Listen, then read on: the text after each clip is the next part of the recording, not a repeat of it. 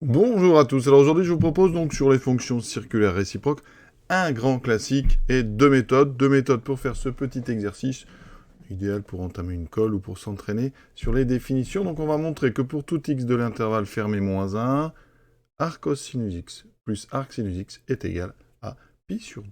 Alors comme d'habitude on est là pour réviser, pour apprendre.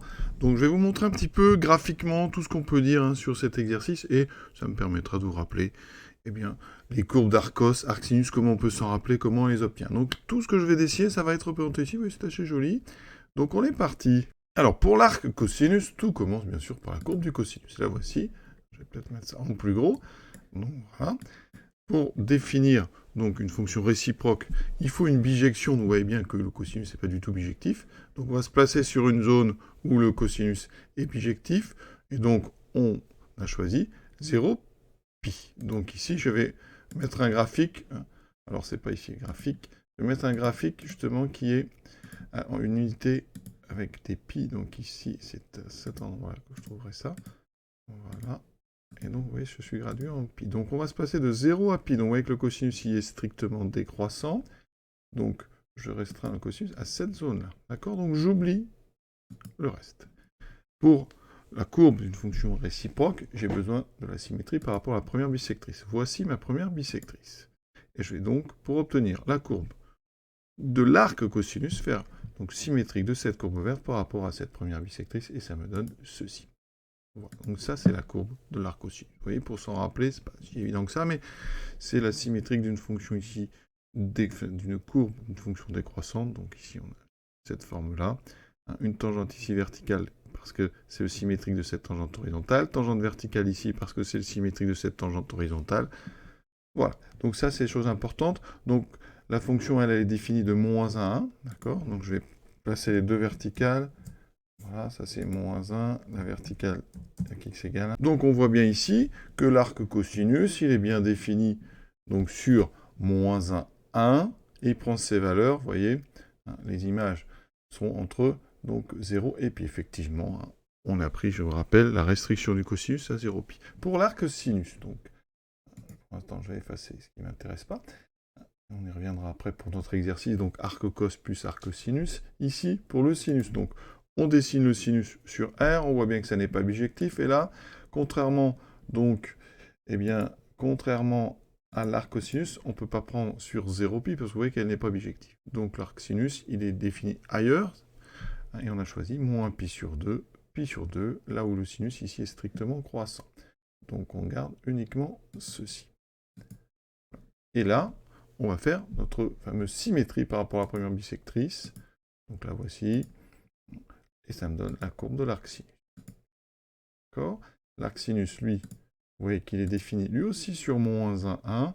Par contre, l'arc sinus prend ses valeurs, enfin, donne des valeurs entre moins pi sur 2 et pi sur 2, puisque c'était là où on a pris la restriction du sinus pour avoir une restriction bijective. Donc, maintenant, on a ça. J'enlève le sinus, ça c'est l'arc sinus, je n'ai plus besoin de ma première bisectrice. J'ai besoin de mon arc cos, donc le voici. Et bien quand on fait, vous voyez, les courbes se ressemblent beaucoup. Il y a une symétrie ici par rapport à y égale pi sur 4. Y égale pi sur 4. Vous avez une symétrie entre les deux. Ça peut aussi faire, on va en parler dans cet exercice, parce que cet exercice, il parle justement de cette symétrie par rapport à l'équation à droite d'équation y égale pi sur 2, et quand on fait la somme des deux, regardez bien, ça donne ceci. Voilà. La somme des deux donne pi sur 2. Donc on va bien démontrer ça, et je vous redémontrerai comme ça qu'il y a bien un axe de symétrie ici qui est horizontal et qui est d'équation y égale pi sur 4. Donc comment démontrer ça? Donc je vous ai dit un grand classique de méthode.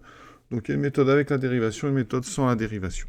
Et pour parler de ma symétrie par rapport à pi sur 4, quand je fais arc cos x plus arc sinus x, quand je le divise par 2, si j'arrive à montrer que cette somme fait pi sur 2, ben vous voyez que ça fait pi sur 2 sur 2, ça fera pi sur 4. Donc pi sur 4, c'est toujours le milieu entre l'arc cosinus x et l'arc sinus x. Voilà pourquoi, sur notre schéma, eh bien, on a bien une symétrie ici, parce qu'à chaque fois que vous prenez un point sur l'arc et le point correspondant sur l'arc sinus, l'arc cos arc sinus, c'est bien le milieu, et pi sur 4. Ouais. Donc ça découle de cette propriété qu'on va démontrer. Alors, la première méthode que je vais choisir, c'est avec la dérivation, parce que je trouve que pour les élèves, c'est la plus simple, donc avec la dérivation. Donc on va créer la fonction f, donc on va la prendre de moins 1 dans R, donc il y a x associe arc cosinus x plus arc sinus x.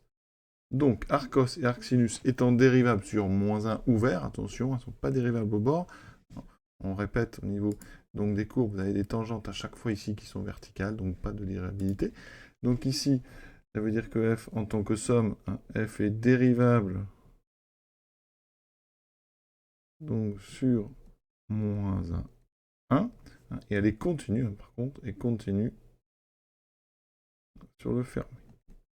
Tout comme, je répète, arc cos et arc sinus. On va calculer tout de suite la dérivée.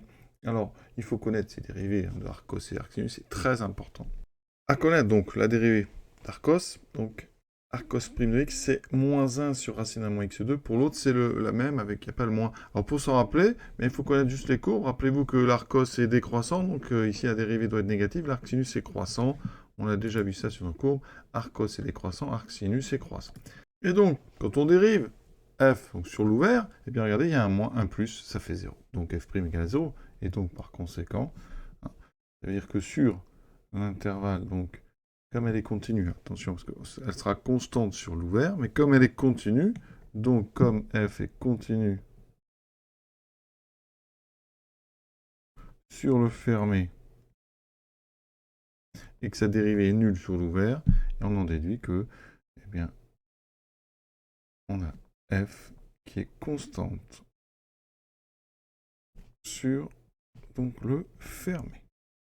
Ça veut dire que pour tout x appartenant à moins 1, eh bien, il existe une constante telle que f de x est égale à cette constante. Donc f de x égale constante, je vais l'appeler c, et c appartenant à R. On va déterminer cette constante en prenant une valeur. Donc je vais prendre pour x égale 0. Pour x égale 0, donc f de 0, alors c'est arc cos de 0, plus arc sinus de 0. Donc il vous faut un arc dont le cosinus est 0. Donc un arc dont le cosinus est 0, eh bien il est en haut, c'est pi sur 2. Et un arc dont le sinus vaut 0, eh bien ça sera 0. C'est sinus ici 0 qui vaut 0. Donc ça fait pi sur 2 plus 0, ça fait effectivement pi sur 2. Donc ça veut dire que notre constante C, elle vaut pi sur 2.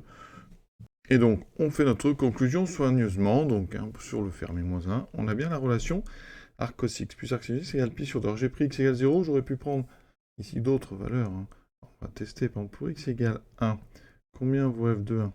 On est là pour s'entraîner. Arc cos 1, quel est l'arc dont le cosinus vaut 1 ? Alors un cosinus qui vaut 1, c'est-à-dire que vous êtes tout à fait à droite. D'accord ? Donc ça sera 0.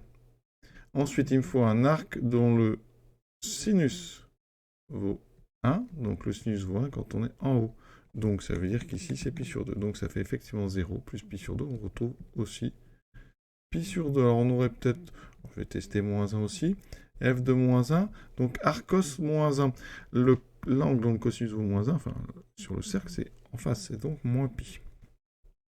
D'accord? Et comme, pardon, c'est moins pi, on est arc cos prend des valeurs sur 0 pi, attention, c'est pi, j'ai une grosse bêtise. Et arc sinus, l'arc sinus qui vaut moins 1, c'est tout en bas, c'est moins pi sur 2. Donc on a pi moins pi sur 2, vous voyez qu'on retrouve pi sur 2. Et donc, voilà pourquoi, quand on fait la somme de ces deux courbes, eh bien, on tombe sur un segment. Le segment correspond à la constante pi sur 2. Alors la deuxième méthode, donc sans la dérivation. Alors on va utiliser les formules trigonométriques. Donc ce qu'on peut proposer, c'est de montrer plutôt que l'arc cos, c'est pi sur 2 moins l'arc sinus x. D'accord ? On va passer les deux côtés à cosinus, il faut montrer que c'est une équivalence. Donc moi, je vais d'abord aller travailler le cosinus donc, de l'arc cos. Alors on est sur, donc, sur moins 1, combien vaut cosinus de arc cosinus? Alors, regardez, on va faire le cercle. On est donc sur moins 1. L'arc cosinus va vous renvoyer donc un réel entre 0 et pi. D'accord ? Donc, arc cosinus, c'est donc défini sur moins 1. Donc vous avez un réel entre moins 1. Ça, arc cosinus va renvoyer un ici réel entre 0 et pi. Et quand on prend le cosinus, il va vous renvoyer le réel. Donc ça, en fait, dans ce sens-là, il n'y a aucun problème. Cosinus arc cosinus, ça fait toujours x. Alors le cosinus de pi sur 2 moins arc sinus x. Alors c'est des formules trigonométriques. Cosinus pi sur 2 moins x, c'est égal à sinus x. Donc ça fait sinus de arc sinus x. Et pareil, on est sur moins 1, 1 et sur moins 1. Dans ce sens-là, quand on commence par sinus et après sinus, il n'y a pas de problème. Ça redonne x. Ça, vous partez d'un réel qui est entre moins 1, ça vous donne l'arc qui est entre moins pi sur 2 et pi sur 2, et donc ça renverra le réel. Pas de problème. Donc ça veut dire qu'on a ici deux nombres dont les cosinus sont égaux. Donc on a le cosinus de arc cos x qui est égal au cosinus de pi sur 2 moins arc sinus x. Et ça, quel que soit x appartenant à moins 1. La question qu'il faut se poser vraiment maintenant, c'est est-ce qu'on peut enlever comme ça les cosinus? Est-ce que ça nous implique l'arc cosinus x égale pi sur 2 moins arc sinus x? Attention, quand on a cosinus A égale cosinus B, donc ça veut dire que sur un cercle, A et B se retrouvent à des endroits où il y a le même abscisse, donc soit, déjà ils sont égaux, mais modulo, donc A est congru à B modulo 2pi, ou A est congru donc à moins B modulo 2pi. Donc il y a une infinité de possibilités. Pour pouvoir dire que A égale B, il faut que, par exemple, A et B soient au niveau du cosinus, sur une zone où le cosinus est bijectif, comme ça, donc sur cette zone-là. Par exemple, si on arrive à placer les deux ici dans 0, pi, eh bien, si les cosinus sont égaux, eh bien, forcément, c'est que les deux nombres sont égaux. Donc, on va regarder, alors, arcos, donc ça, c'est la définition du arcos. Quel que soit x, donc, appartenant à moins 1, on a vu que l'arc cosinus, il appartient à 0, pi, puisque l'arc cosinus renvoie un réel entre 0 et pi. Ensuite, l'arc sinus, lui, l'arc sinus, il renvoie entre moins pi sur 2 et pi sur 2. Donc là, on a pi sur 2 moins arc sinus. Donc, ici, on va aller doucement. Ça veut dire que moins arc sinus est donc entre moins pi sur 2 et pi sur 2, lui aussi. Alors, pour ceux qui ont un petit peu de mal, on peut travailler des encadrements. On part de moins pi sur 2 à pi sur 2. On multiplie tout par moins 1. Et en fait, eh bien oui, ça redonnera moins pi sur 2 et pi sur 2. Et maintenant, j'ajoute pi sur 2. Ça veut dire que pi sur 2 moins arc sinus x est entre, ici j'ajoute pi sur 2, ça fait 0, et pi. Donc, conclusion, on a deux nombres qui sont entre 0 et pi qui ont le même cosinus, donc les deux nombres sont égaux. On a donc nos deux arcos, pi sur 2 moins arc sin, qui sont dans 0 pi. On a les deux cosinus égaux. Cosinus est bijectif sur 0 pi, donc ça veut dire que, quel que soit x, donc appartenant à moins 1, d'accord, tout ça, c'est tout x appartenant à moins 1, eh bien, arc cos x est donc égal à pi sur 2 moins arc sinus x. Et on a terminé cette démonstration sans la dérivation. Alors on aurait pu aussi, au lieu de faire du pi sur 2 moins arc cos, même chose, faire du pi sur 2 moins arc sinus, il aurait fallu comparer ces deux sinus. Donc à gauche c'est x, à droite sinus pi sur 2 moins quelque chose, c'est le cosinus. Donc on revient sur cos de arc cos, donc ça fait x des deux côtés. D'accord. Ensuite, on dit quoi? Que l'arc sinus, il appartient donc à moins pi sur 2, et que, même chose que tout à l'heure, arc cos x, il est entre donc 0 et donc pi, donc moins arc cos, il y a une petite différence par rapport au raisonnement précédent. Là, on a donc du moins pi 0, je rajoute pi sur 2, donc je suis entre moins pi sur 2 et ici pi sur 2. D'accord? Donc ça veut dire que les deux sont dans moins pi sur 2, zone sur laquelle le sinus est bijectif, et donc ça veut dire que arc sinus x va être aussi égal à pi sur 2 moins arc cosinus, et on revient à la même égalité. Voilà, j'ai terminé avec cette vidéo. Alors moi, cet exercice, il n'est pas difficile quand on maîtrise, évidemment, mais je trouve qu'il est très formateur. En tout cas, c'est peut-être le premier qu'il faudrait faire pour apprendre un petit peu à gérer des arcos et des arcs sinus, donc un très grand classique à bien étudier, et notamment à regarder les courbes qui sont absolument magnifiques quand on maîtrise un petit peu justement leur construction, hein, vous voyez qu'à la fin, c'est quand même une belle figure. Voilà, je vous souhaite une bonne fin de journée et à très bientôt.